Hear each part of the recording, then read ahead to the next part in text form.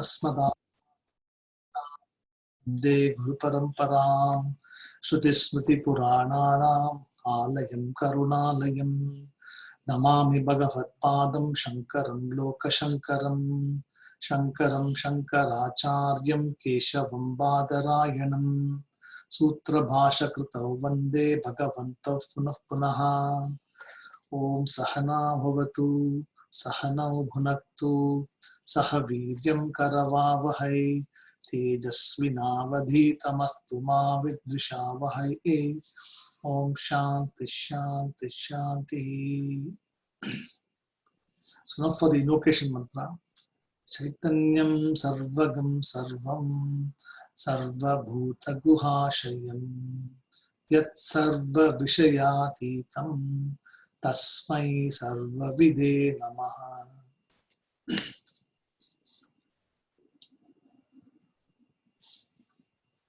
So in the previous class, we finished looking at Pratisheda Prakaranam, or the topic of negation, or Neti Neti.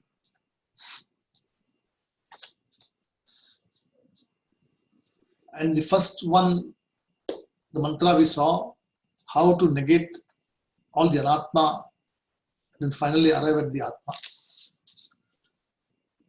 We saw an example of how a person is from Gandharaha city and how he is blindfolded, kidnapped, left in a forest,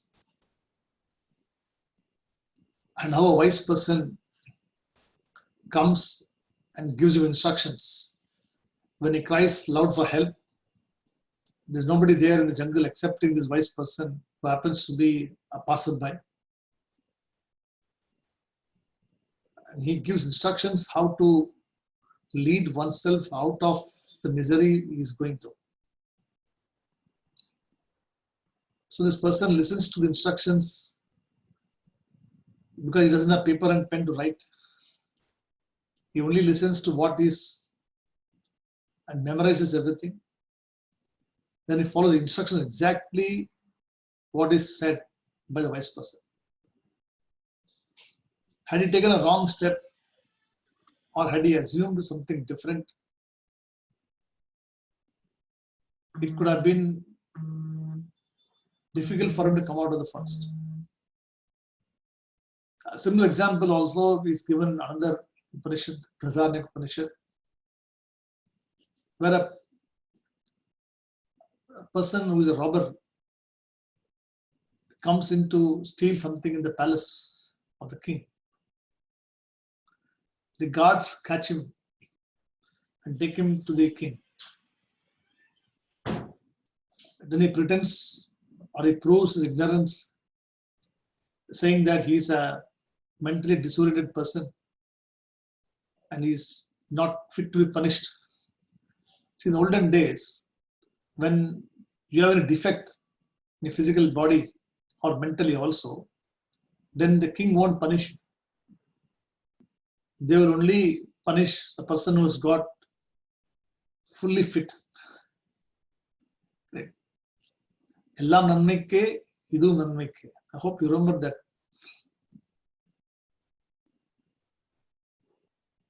So there's another. So a lot of stories are there. Stories are meant to be to see how a person can, So this person pleads to the king, and the king says, "You lead him outside the fort."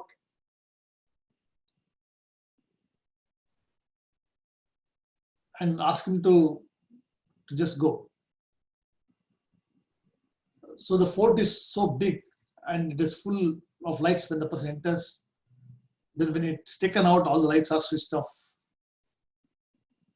He can't see anything in the dark. And he is taken to a place and left there. He says, "Now you go home, find your way home." But he says, "How do I go home? I do not see anything here. It's all blind, it's all very dark here." He says, "There's a main gate.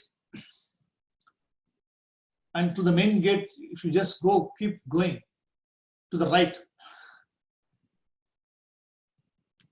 you will be able to find the entrance to the outside." He said, but you have to be very careful that you go along the fort of the wall and then finally you find entrance. So he says, okay. So the guard leaves.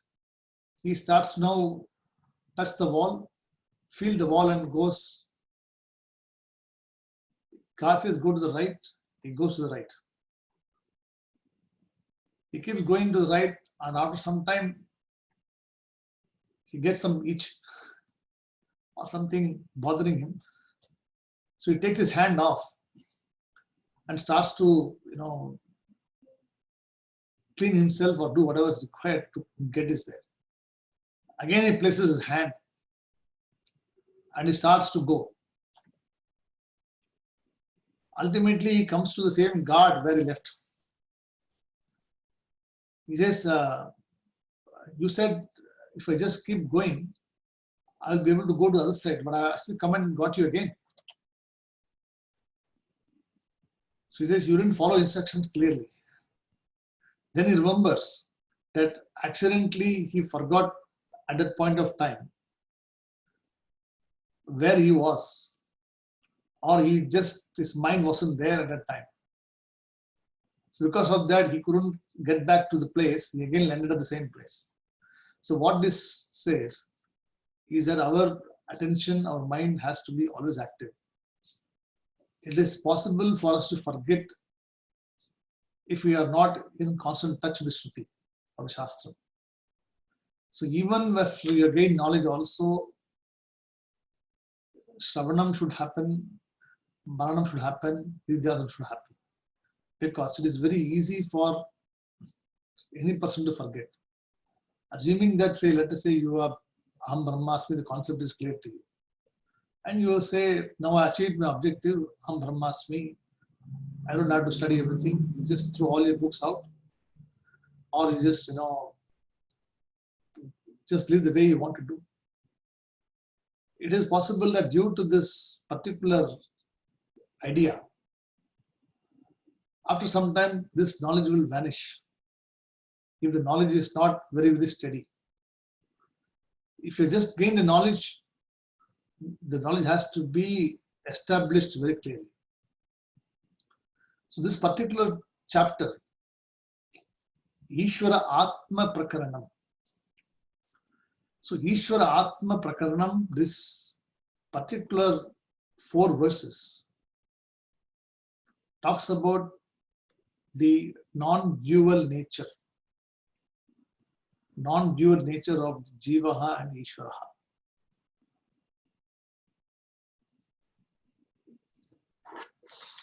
So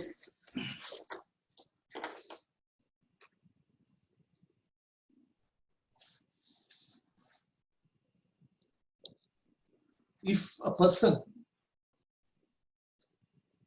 believes that he is only a jiva, or he is a limited person, he can never attain moksha. At the same time, if he negates Ishvaraha, or if he questions the existence of Ishvaraha, then also he will not be able to attain moksha. Is it clear? If a person, see, there are 2 aspects of it.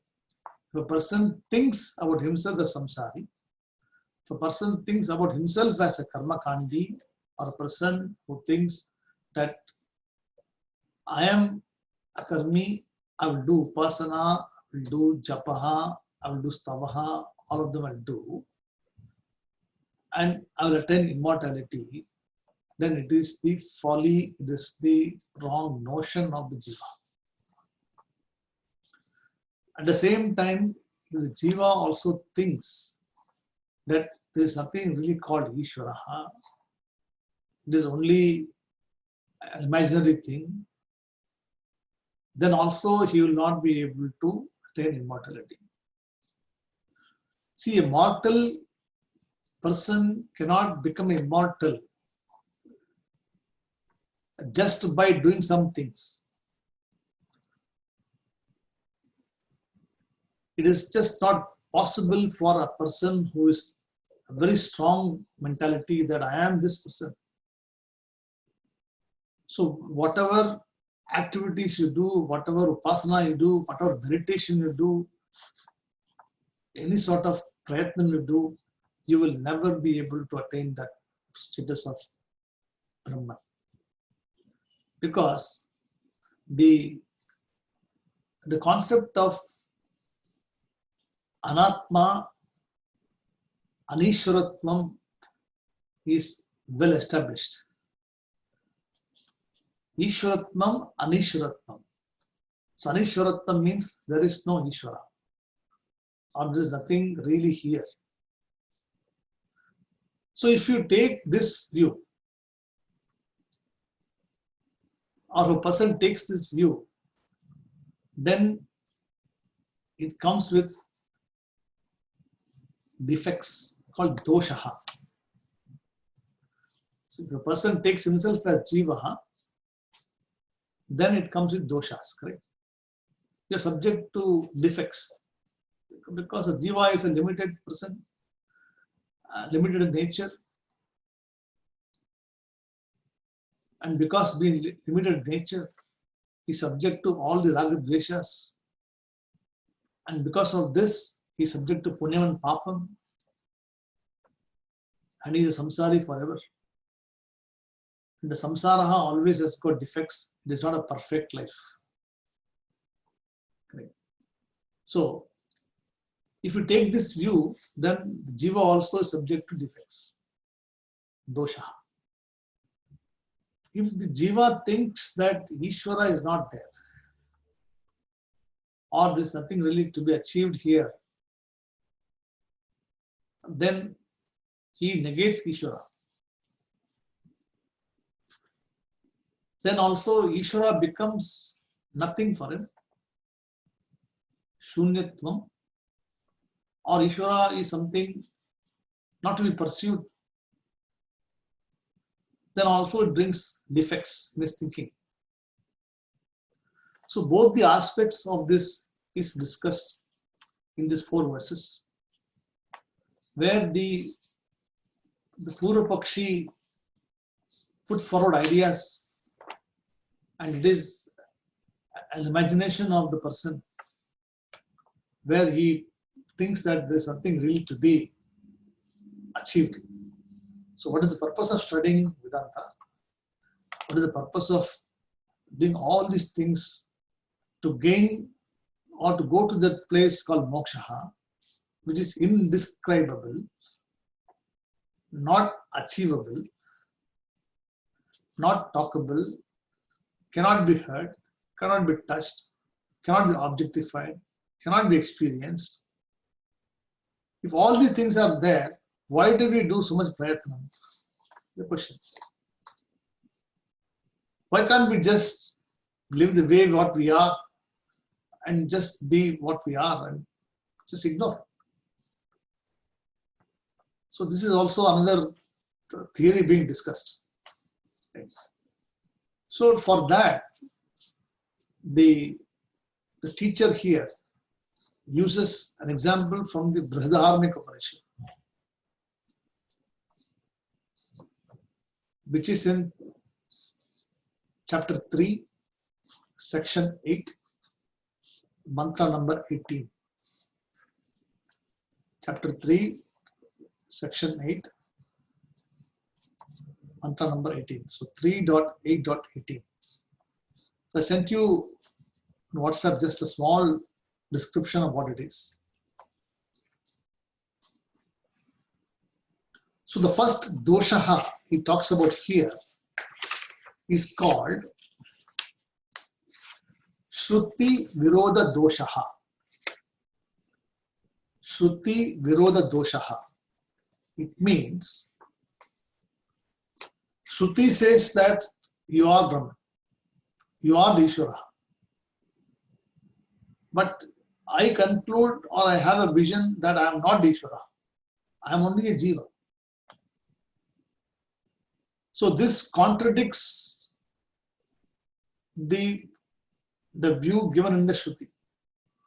So this person actually contradicts the view given in the Shruti, where it says that you are the whole, you are the Atma, you are the consciousness, but somehow this person thinks that cannot be objectified, it cannot be quantified, it cannot be described, so I cannot accept this view. But whereas I as a jiva can objectify anything else. So I'm able to understand, I'm able to experience it, I'm able to enjoy it.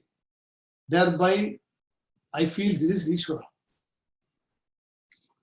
So the first doshaha, when you say like this, it is Shruti Virodha doshaha.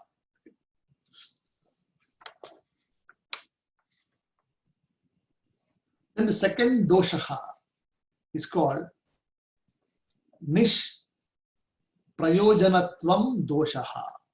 Nish Prayojanatvam doshaha.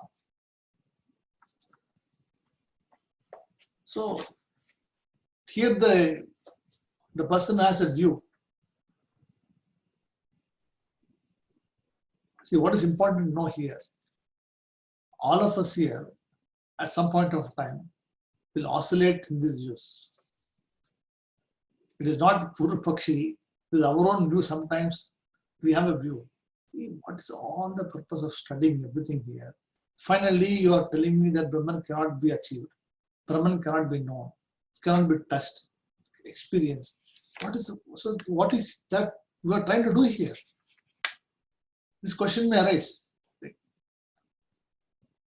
So sometimes this doubt comes in the Shruti because the person has got not still the trust in Shruti, trust in the Vedas. So he or she concludes based on one's own interpretation, one's own understanding of what it could be. So this is the Naiyayikas, the Vaisheshikas, the Bauddha Madas view.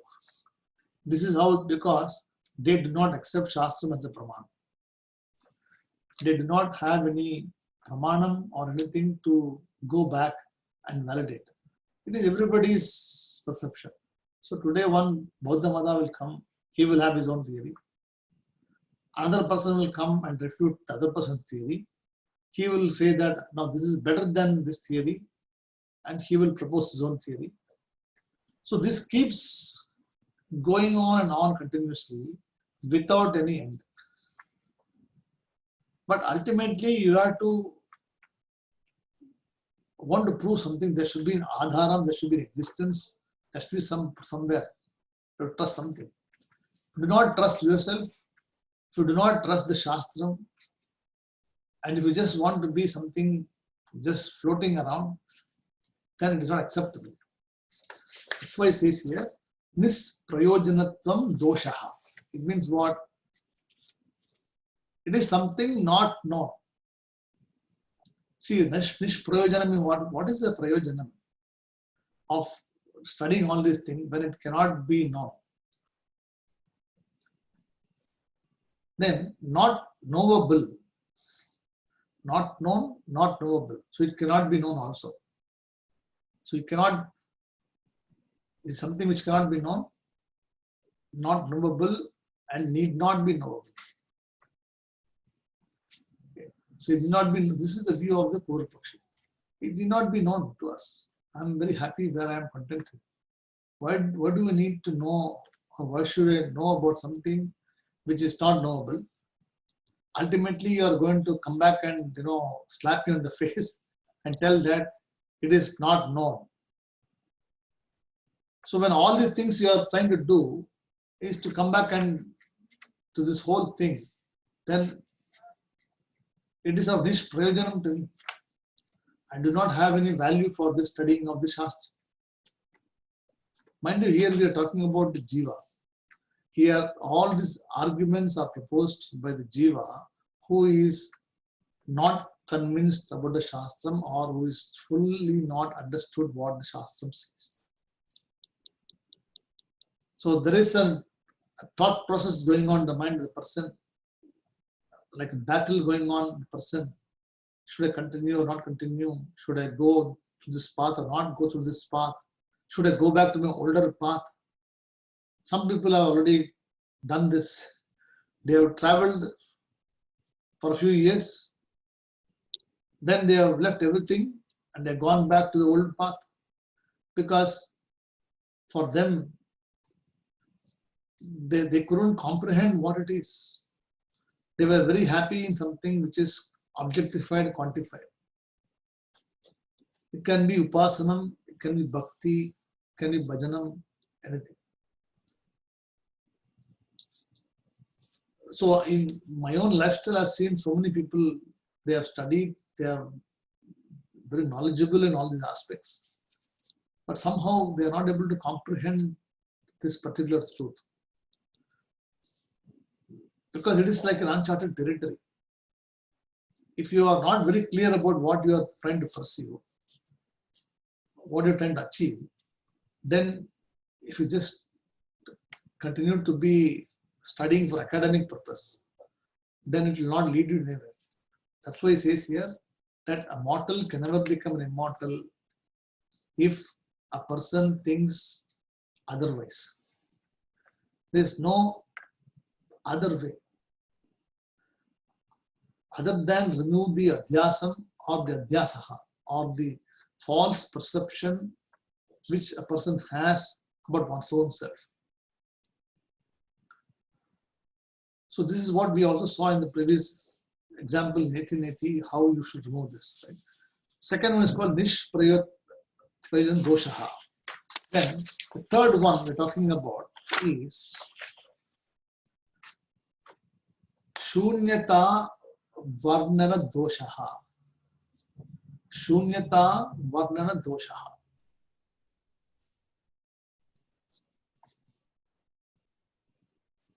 It means Shunyam is there. Brahman is Shunyam. How? Let us say I have a pot. The pot is known through the attributes, correct? Pot has got attributes. Now I say the pot is from the clay. The clay is Satyam, the pot is Mithya. The clay has got no attributes to say that what clay it is. Clay is just a clay. From the clay, I can make pot, I can make jug, I can make different types of things. I can color the pot, I can bring all attributes to the pot. To same clay, I can introduce different varieties of things. And it is something which I can know, which is there. But if I tell that the clay cannot be described, or you meditate on something without attributes, then it is difficult for me to do this. And sometimes the Shastram says that Brahman is this, Agrahyam, Apanipadam, everything. So he says they are all attributes. So if Brahman has got not this also is attribute, then what is the point of, so Brahman also becomes an object of knowledge. So when it is an object of knowledge just like everybody else, what is the point of us studying this? So Brahman becomes nothing, or this Shunyam. So nothing to be pursued. See, the Shunyavadinaha, they have got their own views. Sometimes we don't understand why they are making an argument like this. According to them, if something is there other than the I, if some other thing is there other than the I, then that is not accepted by them as the truth. So for them, everything has to be attributable. So they can only objectify, they can only accept which has got attributes. If we say Brahman doesn't have attributes, for them it is not existent, thereby is called Shunyaha. like I told you an example before, in between two thoughts, a thought comes and the thought illumines the objects of knowledge, correct? Right now, there's a thought coming in your mind, and the thought can illumine the words of what I'm speaking, or it can illumine previous knowledge which you've got, or it can illumine something else. So there are different varieties of thoughts coming in a person's mind. Then another thought comes, there'll be some very, very, very tiny bit of gap. Another thought comes, and the previous thought goes, next thought comes, this thought goes, another thought comes. So the thought keeps coming and going all the time, and invariably the thoughts are changing, correct? But in between the thoughts, the Shunyavadinaha says that there is something in between the two thoughts where nothing is there. There is something which cannot be attributed. See, they are accepting the view that thought comes, I can see, I can visualize, I can experience, cognition is there. But in between the two thoughts, there is a space in which nothing is manifest, correct? It's quite possible. There could be a very, very tiny gap between two thoughts that are related, and it could be possible that you may be dozing off, or you may not be focusing. Next thought will come. So according to them, this particular thing, he says there is no attributes for this thought. Thereby, I cannot quantify. I am not able to verify this proof. Thereby, I do not accept this view. So, Shunyata Varnana Doshaha. It means nothingness is being proposed by the Purvapakshi. So, in short, we should say as anything which is attributable, anything which can be quantified is only accepted. The true I, cannot be quantified. The I itself cannot be explained. How can you explain I itself? The I has to be explained only with an attribute, then only it becomes meaningful. The I itself is the illuminator or the knower from which everything else is known. The I itself cannot be objectified further. We have seen this before in the Neti principle. You cannot negate beyond a particular point. So the Shunyavadinaha, these people, they do not want to go beyond that. They just want to be there as the knower, and that's all it is. They do not want to go beyond this, or they do not want to go beyond the source of itself. See, even the knower also ultimately is an object of knowledge. When I say aham, it also is a vritti. Right? Idam also is a vritti. Idam vritti is known by the aham, correct? But aham vritti is known by only the Shastra. Only the Vedanta, the Pramanam only can tell you that you are who you are. So aham also becomes an object of knowledge. But this, they are not able to accept this because they do not have Pramanam, the Shastra as a Pramanam. They do not accept it. So when they don't accept something as a Pramanam, all these defects are going to be there. That's why he says that there are these defects in the argument or defects in the perception of the person. If a Jiva thinks that he is only a Jivaha, he is not Ishvaraha himself, or Ishvara and Jiva are two different things.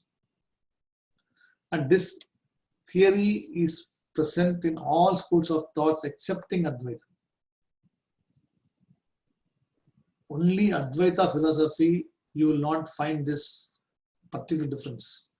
In every other philosophy, even in Vishishta Advaitam, even in Dvaitam, everywhere you will find this philosophy called I am different from Mahavishnu. I am different. I am a bhaktaha. I am a service person. I am a sevakaha. And my duty is to serve the Lord. Is it right? All these things are present in any other philosophy. In Madhvacharya also you can see, in all of them you'll see, they're all philosophies there. Only Advaitam is the only philosophy which goes beyond this and tries to establish that in reality all these things are actually not outside of you. They are the knower itself, which is reflecting as different types of aspects of this. So without a knower being there, there cannot be something called known. There cannot be something called an action. So even the perception of Vaikuntham being there also is a known thing to you. Right? Even that also is a place, that also is known to you. So Advaitam removes all this erroneous perception, and thereby it just tells the person, you are Purna, you are Brahman. So this is the third doshaha, which is Shunyata Varnana doshaha. Then the fourth doshaha is called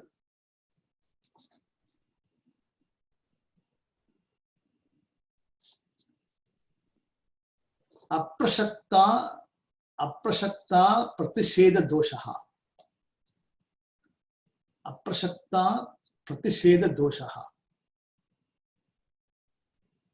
That means meaningless negation is a literal meaning.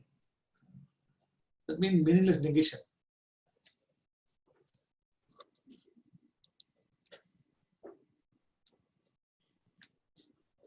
See, if you go to the doctor, if you say that you have a disease, or you go to the doctor and say I have a disease, and the doctor says to you that you don't have a disease. Supposing you go to the doctor saying that yes, I have a disease, and doctor checks everything, says, look, you're perfectly all right, there's nothing wrong with you, but you don't believe the doctor. You still go back saying that yes, I have a disease. So who can clear this problem? Nobody can. The doctor cannot clear your problem because the doctor has already told you that you don't have a disease.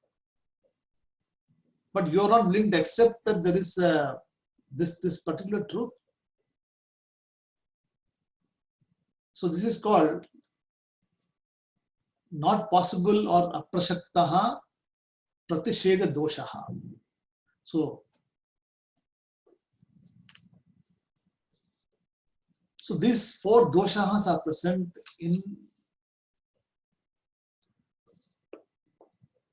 a person who thinks is jiva. And if you take this to be jiva, then these four doshas are going to be there. And if you take Ishvara to be non-existent or Brahman to be non-existent, then also these four doshas will be there. Because either of them, either way, that's why in the Upanishad we say what? Aham Brahma Nirakuryam. Maham Brahma Nirakuryam. Mama Brahma Nirakarot. See, the Kena Upanishad mantra is there, right? Apyayantu mamangani Pak Pranas Chakshus Shrotramato Bhalamendriyani Sarvan. Sarvam Brahma Upanishadam. So all the things is what? It's all Brahman. And it is said in the Upanishad. Sarvam Brahma Upanishadam Maham Brahma Nirakuryam. Let me not negate Brahman. Let me not negate Brahman. Mama Brahma Nirakarot. Let that Brahman not negate me. So it is a two-way prayer where you as a jiva do not negate Brahman. And the second thing is let the Brahman which you think not negate you, not leave you. So you need both to be there. If you just,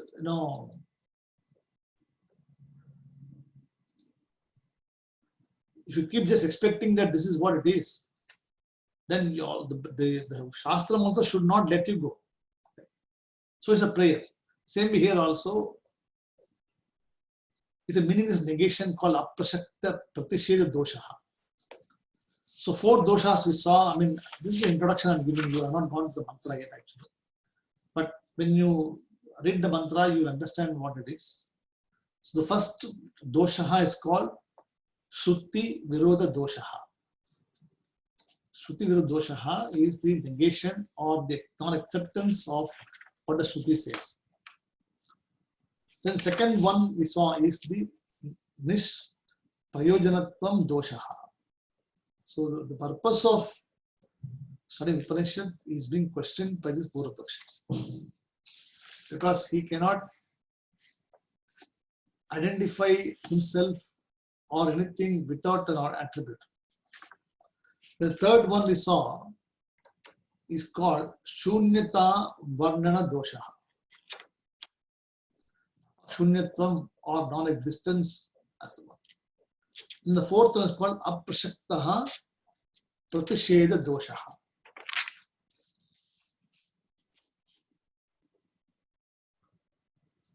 Okay. So now with this in the view, let's go to the mantra and see what it says here.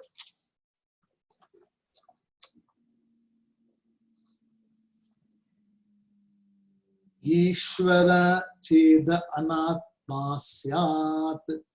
Ishvara Cheda Anatma Syat. Asmi iti dharayet. Asmi iti dharayet. Atma Cheda Ishvarosmi. Atma Cheda Ishvarosmi. Iti vidya sa anya nivartika. So the first line talks about if you take yourself as the anatma. Ishvaraha chet means if you know the Ishvaraha as what chet means to know. And Ishvaraha is this whole Brahman talks about here. The manifest, non-manifest is all the Ishvaraha. As the Anatma, Syat. So if you take the Ishvaraha as the Anatma, and if you Asmi iti dharayet, so I am not the Ishvaraha, I am not this Ishvara is not this. If you have the vision, Asmi dharayet means what? If you meditate, or if you have the notion, or if you hold this view. So dharayet means hold this view, meditate, or if you have this opinion that you are not the Ishvaraha and it is Anatma, then for such a person, moksha is not possible, immortality is not possible. On the contrary, the second line talks about the correct view. So, Atma Ched Ishvaraha Asmi. So, Atma and Ishvaraha, that is me and Ishvaraha, are one and the same.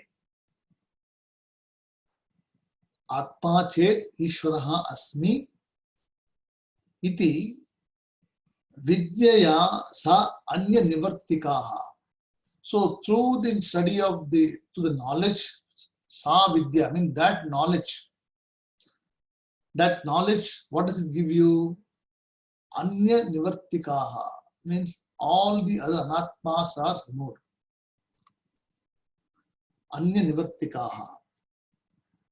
So Atma Ched Ishvaraha Asmi iti Vidya sa anya nivartikaha. So the word is clear to you. How to break it? Ishvaraha Ched Anatma Syad.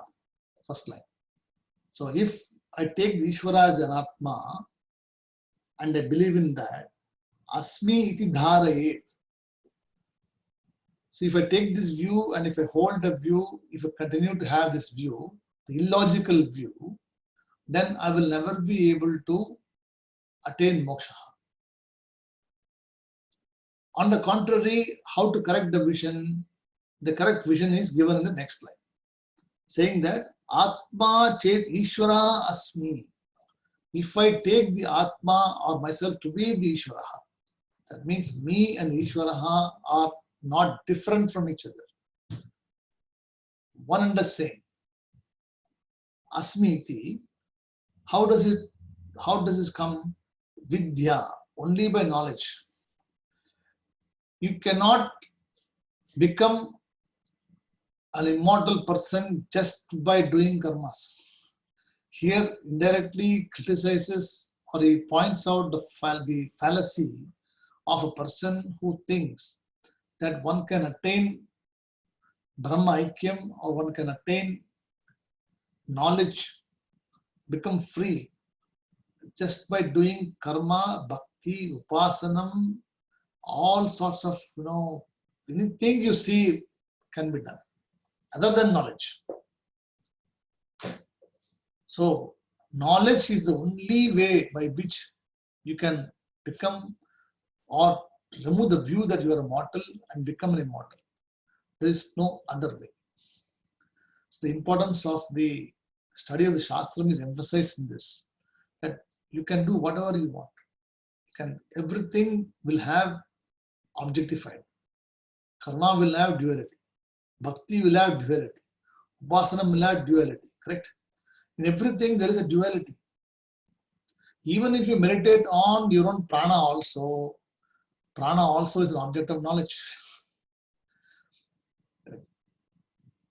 If you meditate on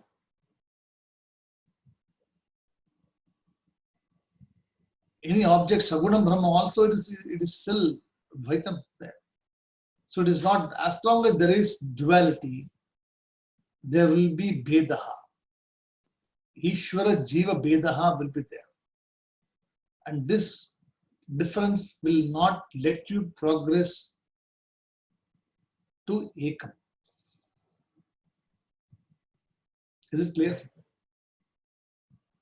So what it says here, that he doesn't say directly criticize the karmas. He says anything you should do which is not other than pursuit of knowledge is not going to make you free. It will only lead you to anatma. It will make you see yourself as anatma. That's why he says Ishvaraha Chet Anatma Syat. And this will become stronger and stronger. Your conviction becomes stronger and stronger that this is what life it is. This is what is the best way for me. Just as the person in the blindfolded, in the Gandhara city, he is reconciled to the fact that this is what is the best for me now. To be eaten alive by the bears and the tiger, and the lion, etc. But somehow he shouts for help somehow. So he wants to be free. So unless you have the shout, unless you make that call, you are going to be in this view forever. That's what it says here. Asmi iti dharayet.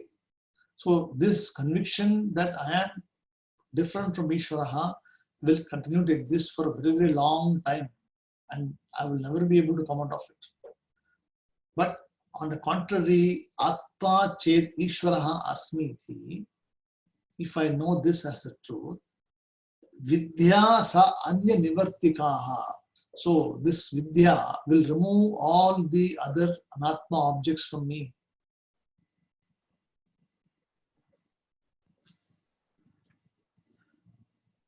So the first doshaha is what? Shruti Virodha doshaha. Shruti says that you are the Atma, Am Brahmasmi. But if I don't accept the view that Am Brahmasmi, then you are going to live with the doshaha for lifetime and nobody can do anything for you. You say you are Aham Brahmasmi, accept the view. But if you don't accept the view, that is your starting point should be correct. See, your starting has to be correct that I am the Brahma. Then from there you go further. If you already take a wrong step, I'm only a jiva, I'm only an ordinary person like this, then that notion becomes stronger and stronger, because that is what we are now. See, to shrug off that notion that I am a jiva, it takes a lot of time. That's why Shastram is leading you to say that, okay, you first start with the view that you are the whole. We teach that you are the whole, you are the Brahma. But then from that vision, it tells you how you should see the vision. Right? So it tells you that this is the goal, that you are Brahman. So you take that as a goal. Then from the goal, you work backwards to see how things pass, and then you go back again to the old goal itself. But if your goal itself is incorrect, if your goal itself says that I am this jiva, I am so and so person, then nobody can correct you, because your direction itself is wrong. How are the Dvaitis or Visishta Dvaitis explaining the Aham Brahmasmi? They also believe in the Veda, they believe in the Shruti, but they interpret, I don't know how they interpret. See, what they interpret is, you see, in the Visishta Advaita, for them, the Paramatma is Mahavishnu. So for them, the Vishnu is the goal to be achieved. And Vaikuntham is the place where Vishnu resides. And every jiva, every human being, the only target for them is to achieve this Vishnu. Ekor Vishnu Mahad Bhutam. So the Vishnu is supposed to be the one to be meditated upon, and the Vishnu is supposed to be the person. So do they refute this? No, they don't refute. Aham Brahmasmi.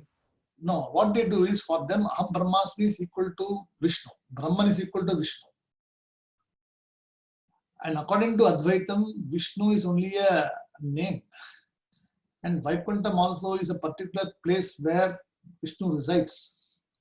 Even the Shaivites also, the people who are from Shiva Siddhanta also, they also have the same view that Shivaloka Praptihi is what they are interested on.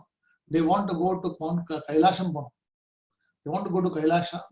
They want to, even they have a view also that Kailashatla Purupana, they will straight away go to Paramashivan also. They also view. Correct. All these are views held by the people who are still holding on to that particular view that this is what it is. And this is a particular philosophy. See, the philosophy, Visishta Advaitam, comes very close to the Advaitic philosophy. The only thing they don't accept, they still have the view that Vishnu is different from Jiva. The Jiva has to ultimately go to Vishnu, and then Vishnu becomes something there to be achieved. Whereas what Advaitam says, there is nothing to be achieved here. You are not going to be, because there is no Vishnu other than you. What it says here, Aham Vishnu, Aham Vishnu, Aham Vishnu, Aham Harihi. Right? So what Advaita says, you are Vishnu, you are Vishnu, you are Vishnu. Correct? I am going to Vishnu, I am going to Vishnu, I am going to Vishnu. Is the Visishta Advaitam says. Correct?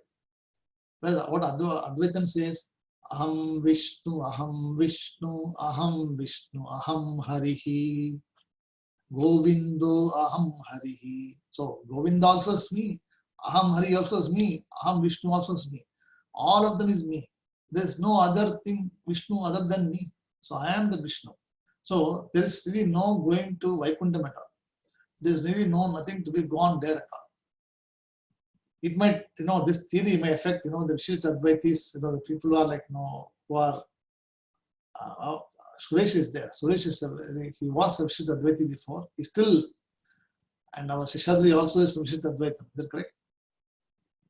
But when you study Advaitic philosophy, you understand both. You understand Visishta Advaitam, and you also understand that, yes, Vishnu is there to achieve. But who is Vishnu also is taught by Advaitam only. Vishnu also is only a name. Shiva also is a name. Parvati also is a name. Ultimately, there is, if you look at the Mundaka Upanishad, I taught you also, if somebody tells me that Vishnu is different from Shiva, Shiva is different from Brahma, those people are Mudahas. Brahma, Vishnu, Maheshwaraha, they are all same. There's only one Ishvara. 3 different names are given for 3 different roles being created. Vishnu is a protector of the universe, Brahma is a creator of the universe, and Shiva is the Samhara Murti, or the one into which everything resolves. So there is creation, there is protection, there is destruction. And all the 3 are only one into one. This is what our Advaita philosophy feels. That's why it says here, Ishvaraha Ched Anatma. So Anatma means what? All this is Anatma only. Because space is inside Atma or outside Atma? Inside Atma, correct? Space is known to you, correct? So space also is within the consciousness. Time within consciousness. Object within consciousness. So space is what? Is Lokaha. So Vaikuntham is what? Is a place. It is also within Brahman only. So when you transcend the Lokaha, when you transcend space, what do you achieve? You achieve that particular, that I am beyond space. I do not have the limitation called I have to go to only this Loka.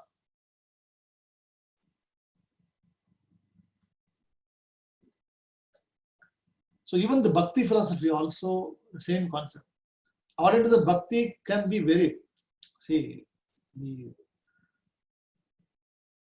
Shaiva Siddhantam is about Shiva there, correct? And the Vaishnava Sampradaya believes Vishnu is there. But the Bhakti philosophy can be different. It can have different types of bhaktas. Somebody will worship Rama, somebody will worship Hanuman, somebody will worship different things are there, correct? There it is more complex because everybody has got bhakti towards everything else. In this Vishishta Advaitam, they have restricted that to only one particular loka. So I don't mind what it is. Ultimately, I am only following this. Following Vishnu is Parama Devata. Paramatma is Vishnu and achieve to become Vishnu. So you go there to Vishnu Loka, you become Vishnu there, correct? But what Advaitam says, that Vishnu also is only a transitory period only there. He is also just a name given for that consciousness which is manifest as Vishnu there. Right? So we don't negate Vishnu, but we resolve Vishnu in consciousness. Is it clear? That is why Advaitam is actually above everything else. Because you remove all the negativities or anything dualism is there, you remove them, everything. So in the wake of the Advaitam, you will be able to understand all the Dvaitis very clearly. You do not negate Bhakti, you do not negate Vishishta Advaitam, you do not negate anything, you just resolve everything. So when you go and see somebody doing bhajanam, or somebody is Nama Sankirtanam, or somebody is doing Kirtanam, you do not go and say you're all useless people doing all these useless things. Bhagavatam Prachandra Kel. Don't say anything like this. Oh, Padita, you are reading, very good. Nama Sankirtanam, very good. I can also come if I get time, I'll come. You participate, you be part of that, but you also know that you are really not that. So the vision of being, an Advaiti gives you the power or the overlordship about everything else. So you see everything in clarity. You do not despise anybody, you do not criticize anybody, but you also know that you are not that. And you also know that this will not take you there. Mere Nama Sankirtanam will not make you go towards Jnana. Nama Sankirtanam will only prepare you for Antakarana Shuddhihi. It will make your mind Ekagrata. Chitta Ekagrata we call. It will focus your mind on a particular object for a long time. But that object will always be outside of you. If the object is not there, can you do bhakti? You cannot do bhakti. Supposing, there is no murti there, no temple there, no ritual there, no fruits there, no mantras are there. How will you meditate? Difficult. Sir, engala mudiyadhu sir. The whole thing is destroyed. So they hold on to it because to sustain their belief, they have to hold on to that particular philosophy, correct? That's what happens. So even the Buddhism also, they hold on to the philosophy because if they drop it, they don't know what to do. They don't have anything to go back. Advaiti says that I can drop all philosophies because I do not need to worry about any of these things. All of them is Mayeva Sakalam Jhatam, Mai Sarvam Pratishtitam. So I am the one, Mayeva Sakalam Jhatam, Mai Sarvam Pratishtitam. What? I am the person who is pervading. Mayeva Sakalam Jhatam. I am the one who pervades the entire thing. And Mai Sarvam Pratishtitam. I am the one who is also established in this. So this concept will be clear to you. That's what his emphasis says here. The first mantra is asks us to be very clear about the starting point. If a starting point itself is not correct, then our end goal will never be reached. So he says you start with the right approach or the right goal, then the path will be clear to you, and in between also there will be some obstacles will be there. You will be able to resolve and still be going forward to that. But if your target is not correct, then you'll never be able to go there. Is it clear? So that is the first dosha which we covered today. The second dosha talks about the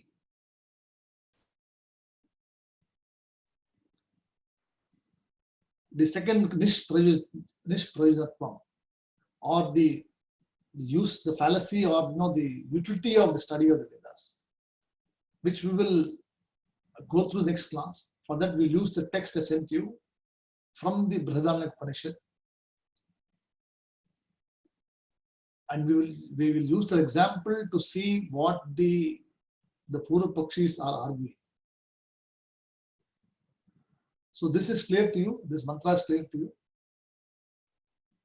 Are you convinced that this is the way to go, or you still have doubts? Yeah, I'm convinced. But Because I still would like to know the even more authentic explanation from the Dvaitis, how they actually explain the. Our Sheshadri, you can ask Sheshadri. He is actually from Advaitam, and Suresh also is not there.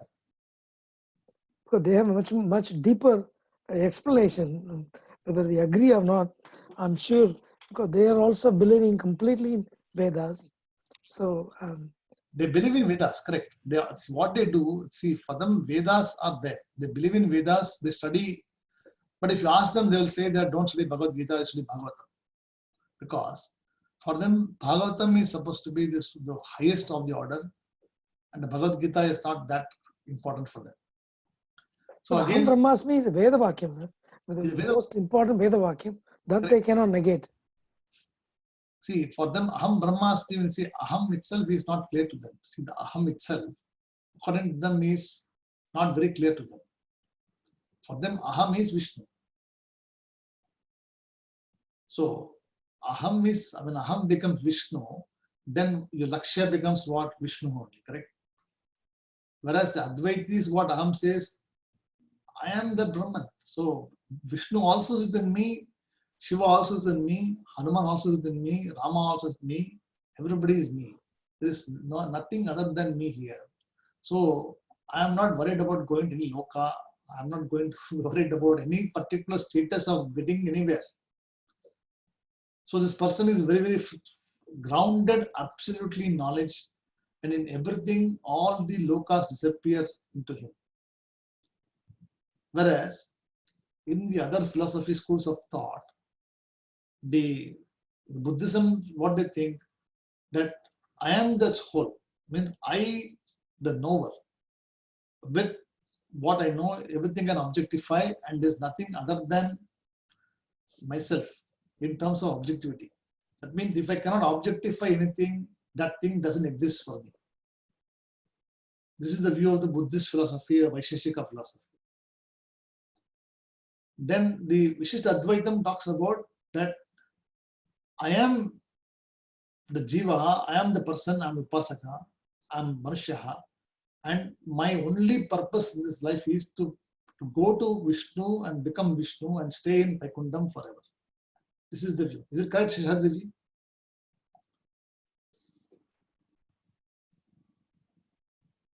Is it correct, Sheshadri? Yeah, it is Saranagati. When Vishishtadvaitam, the Jivatma goes and surrenders to the Vishnu. Correct. And you do, that is your aim.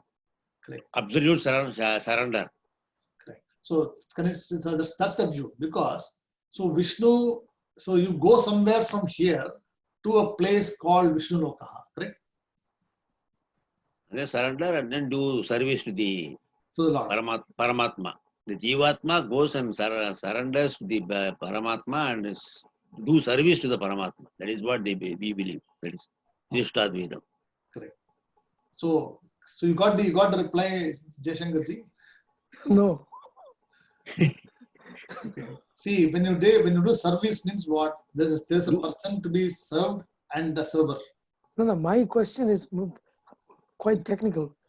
The word Aham Brahma Asmi. Correct. That Aham, you said, it is interpreted as Vishnu. Correct. By the Vishishtadvaitis or Advaitis. Vishishtadvaiti don't accept Aham Brahmasmi. I don't think. They don't accept it. Oh, okay. Yeah, see, I think the main person is here. See, Suresh is the main person. Suresh, can you explain? See, we had this discussion about 5 years ago. He asked me 27 questions. And he went through all these things. Okay, the question Jay Shankar has got is Aham Brahmasmi accepted Vishishtadvaitam or not?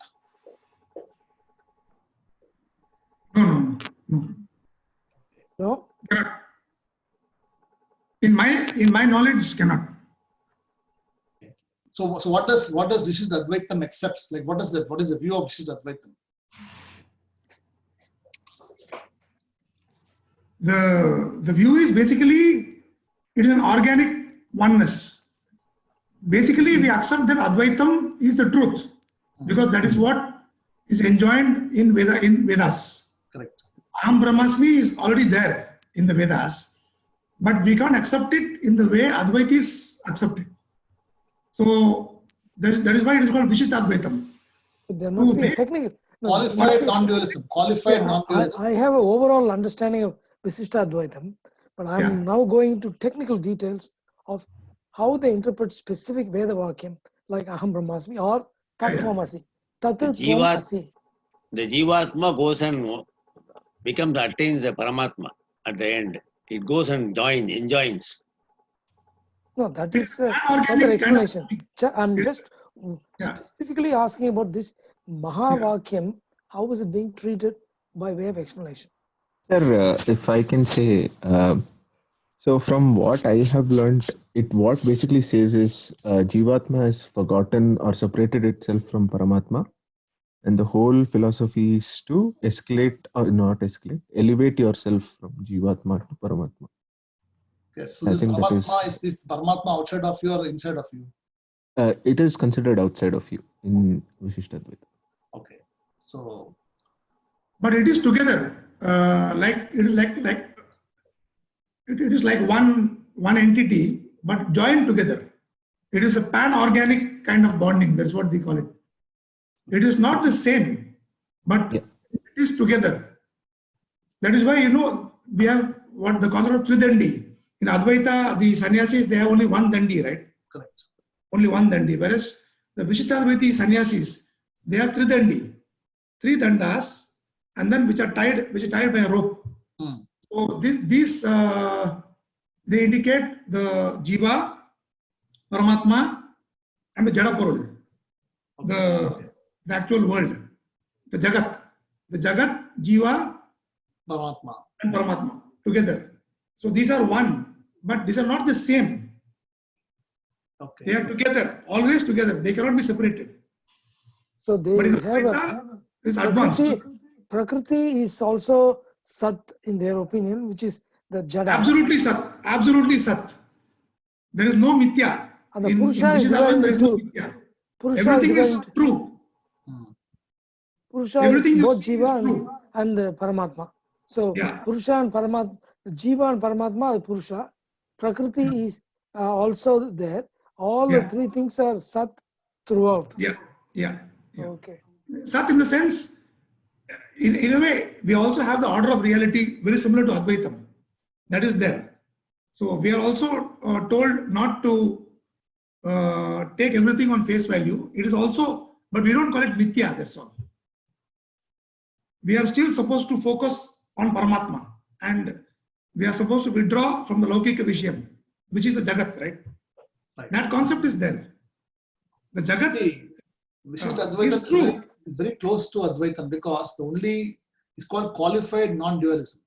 Yeah. That is attributed non-dualism, because the only difference between this and other philosophy, Advaitam, is in Advaitam, Vishnu is not an entity at all.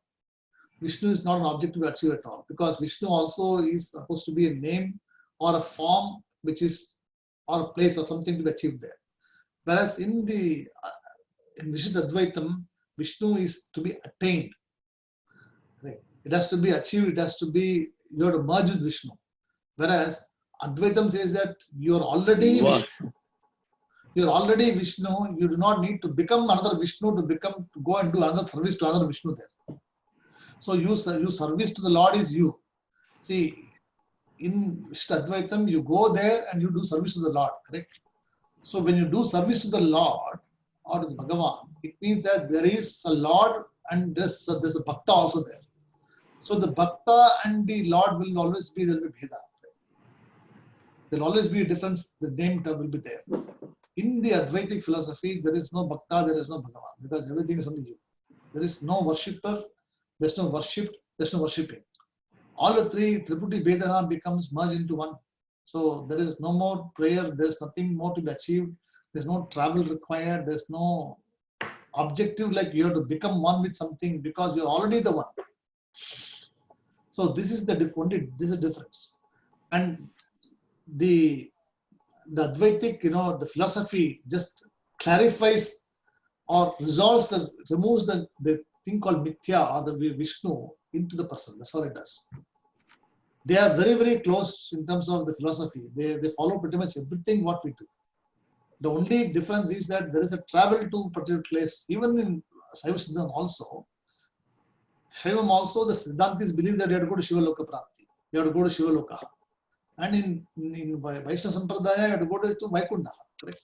So they will always keep talking about Shiva Loka and Vaikunta. They will always be there.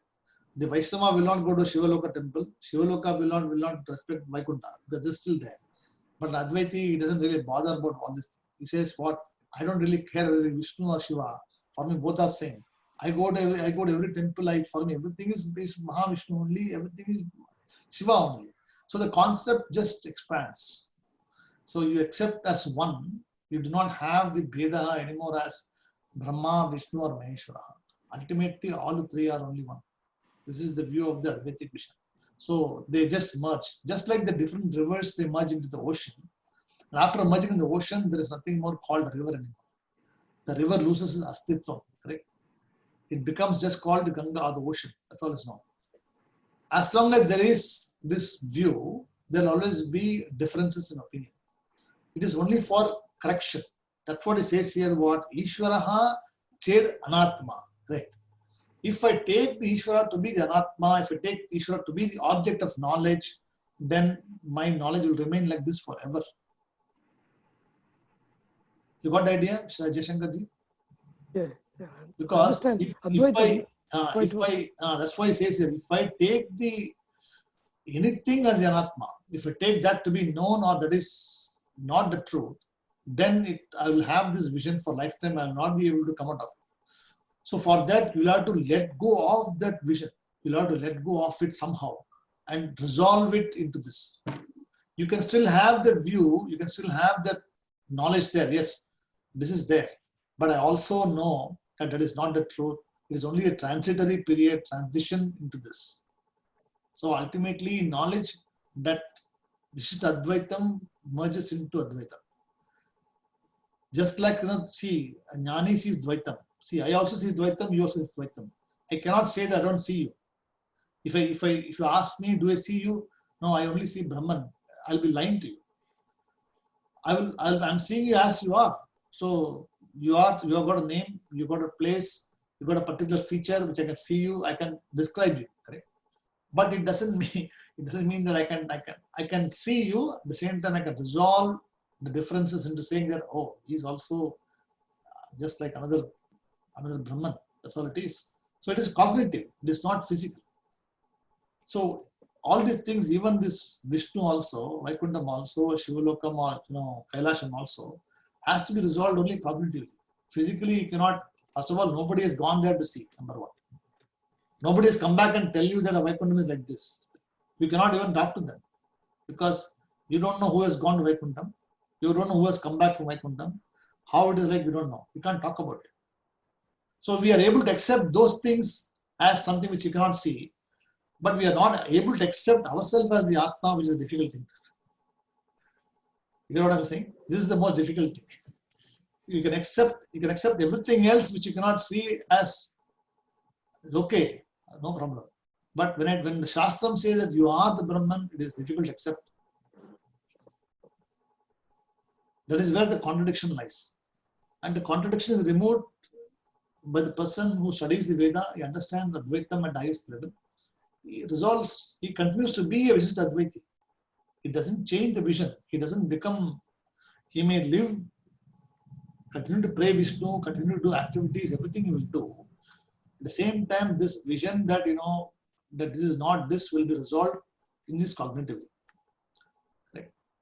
Is it correct, Suresh? In fact, that is why it took me 2 years to get convinced. It took me, actually, Suresh, I remember I spent about 5 years ago. It took him 2 years. He asked me, he didn't leave me in the airport also. We had a lot of questions, a lot of discussions. He answered many, many questions. He was a strong Vishishtha Advaiti. He came from background of all these different, collage of different ideas. He's a widely read man than me. He studied more text. Bhimi is another text. But then he was not able to put together everything together. He had all shattered images of everything, right? So then now this whole thing is putting together. He's able to understand now. That's why it took a lot of time. It took him 2 years to accept. Now, we see, even though you may be a bhakta, you may be doing service, you may go to temple, etc. Nothing like this. Even I go to the temple for do puja, it doesn't become that I become a Dvaiti. I might still do Dvaitam. There's nothing wrong with that because the Bhagavan is there, you do the duty, etc. But cognitively, I also know that it is only an offering to the Bhagavan as a gratitude what I am doing. In reality, there's no other Bhagavan other than me. It's only a manifestation of me as the Bhagavan. Correct? It's a form which is seen as the Bhagavan. That's all it is. And the form itself is none other than me. That second step has to be understood. That is what Advaitam teaches you. So when you resolve the second step, then Ishvaraha Chir Anatma is not there. Syat. That's the first line. That's why it's very important. See, even though the only one small verse, one line is there, அதுக்கு இவ்வளவு வியாக்கியானம் கொடுக்கணும். அப்பதான் clarity வரும். Because it is very difficult to accept this. The world is so connected, so everything is objective oriented. It is difficult for you to accept this as an Atma. Right? Does it answer your question, Jaishankar ji? Yes. Yes. See, you got two stalwarts here. Okay. You got Vishishtha Advaitam. If you want to ask any questions, we have Suresh there. And even Subbu also is come from a traditional. No, I am actually non-practicing Iyengar, but Seshadri is fully practicing Iyengar. So he is more of a candidate, in a sense, more of an oddity.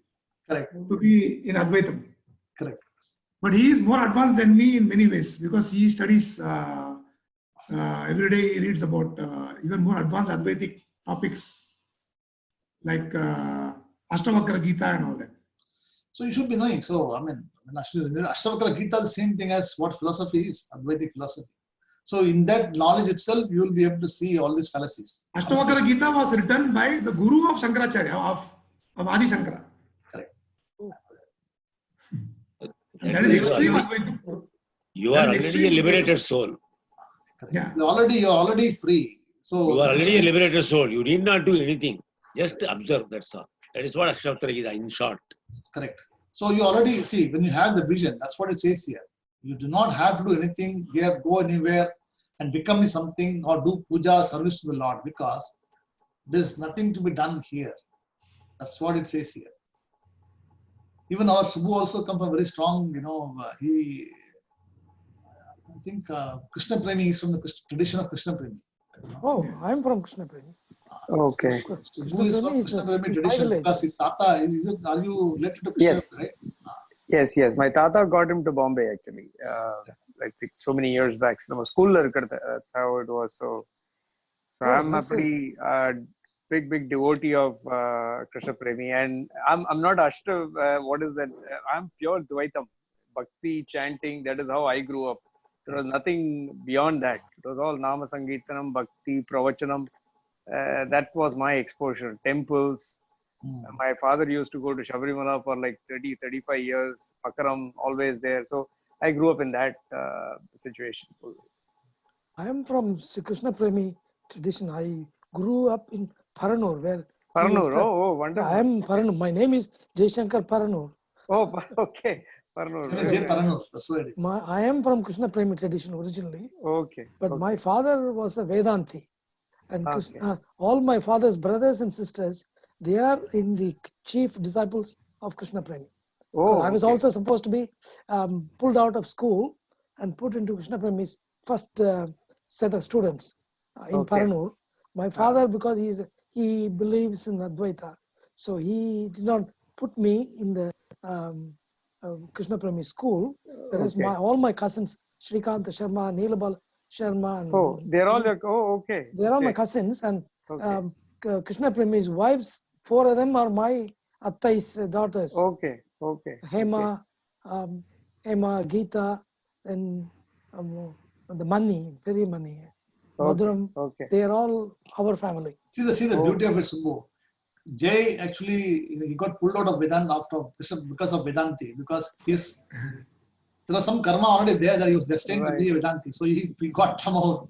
Subbu actually he has transitioned into all these things. Finally, he has come to this long life now.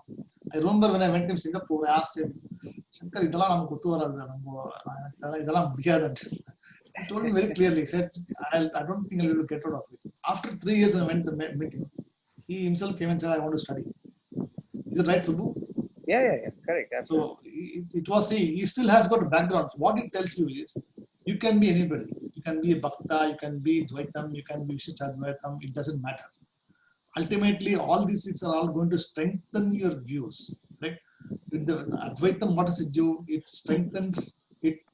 You can never, dispute any of this, because they're all required for you to get to this level. Almost is required for you.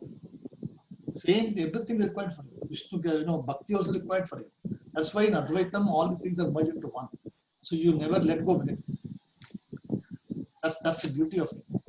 So you can never say that you are an Advaiti. Oh, so you don't know Bhakti at all.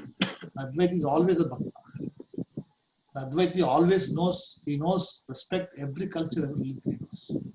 That is why it is still not refuted. It's still not. So many years Adi Shankara has gone. There's not a single soul has come and thrown this theory saying that it's all useless. Because there is nothing to be done anything there. Nobody can do anything. That's why so many years still the Veda is still there, and still we are studying this. Nobody can refute it, because that is the ultimate something. Pushpaji, you're okay? You're enjoying this conversation? Okay. You are enjoying? Okay. You got to unmute. You got to unmute yourself. I enjoyed the discussion, got to know an eye-opener of some philosophies which I did not know about. Okay. But in my case, it's been like a ladder where you are with bhajanais and then the little prayers, and Vishnu and Shiva both worshipped, and then slowly it has come to the stage. So I look at it as a hierarchy, not any philosophy as such from my experience. Correct. So it's been gradual growth into Correct. Advaita. Correct. That is what it is. Yeah. So Advitiyam, that's what it says. Yeah. Advitiyam means what? There's no duality. There's no non-dual. Non-dual, secondless reality. That's what this is. Yeah. Good.